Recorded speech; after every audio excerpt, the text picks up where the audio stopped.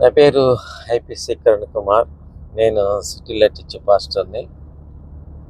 ఒక పాస్టర్గా మీ ముందుకు వచ్చాను. ఒక క్వశ్చన్ అనమాట. ప్రభు చెప్పాడు కదా, పాము వలె వివేకం కలిగి ఉన్నాను.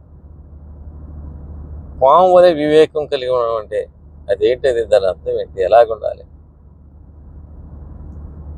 పాము అది ఈవెన్ వాటర్ స్నేక్, నీళ్ళ పాము అయినా శత్రువు రావడం చూసి తన పడగ విప్పుతుంది. ఎందుకంటే జాగ్రత్త, దగ్గరికి వస్తే కాటేస్తానని. అంటే తను కాపాడుకునే దానికోసం తన పడగను విప్పుతుంది అనమాట. శత్రువు ఎప్పుడైతే ఆ పడగను చూస్తాడో, ఓహో దగ్గరికి వెళ్తే కాటేస్తుంది అని పక్కకి వెళ్ళిపోతాడు. ఇది తను కాపాడే ప్రక్రియ. మరి కాటు వేయాలని కాదు.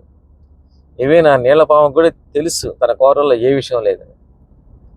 అయినా కానీ తన కాపాడుకోదానికి పడగ విప్పుతుంది. అది వివేకములో ఒక లక్షణం, వివేకం కలిగి ఉండడం. అది మరి తను కాపాడుకోవడం కొరకు పడగ విప్పడం అనేది వివేకములో ఒక లక్షణం.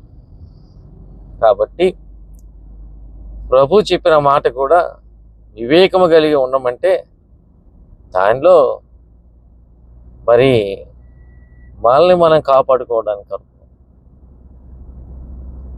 మనం ప్రయత్నించాలి. కాపాడుకునేదానికి, మనల్ని మనం కాపాడుకునేదానికి వివేకము కలిగి ప్రవర్తించాలి. ఓకే, అర్థమైంది అనుకుంటాను.